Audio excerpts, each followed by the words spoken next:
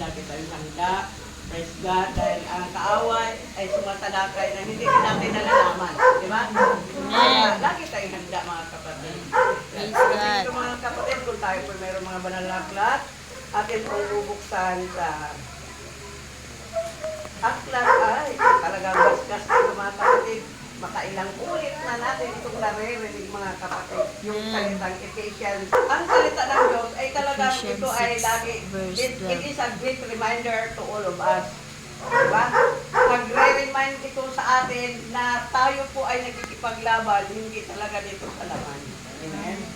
Sabi niya sa Ephesians 6 verse 12, sapagkat ang ating pakikibaka ay hindi laban sa laman at dugo, kundi laban sa mga pamunuan, laban sa mga kapangyarihan, laban sa mga namamahala ng kadilimang ito sa sanglibutan, laban sa mga ukol sa espiritu ng kasamaan sa mga dakong kaitaasan.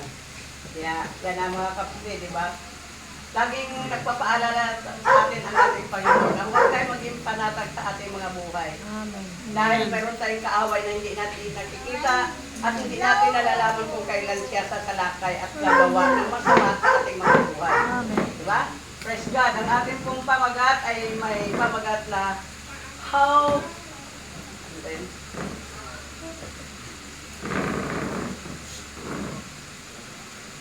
how to live in a constant victory. Wow, di ba? Maganda. Kaya nga ang salita ng Diyos, nagpapaalala sa atin. Kaya tinatanong tayo ng Panginoon na kung paano nga ba tayo mabuhay nang panay tayo wagi sa ating buhay. Natuloy-tuloy yung ating tagumpay. Praise God. Hallelujah. At bago po tayo magpapatuloy, hinihin po si Sister I na siyang mag-pray sa Word of God. Tayo tayo mga kapatid.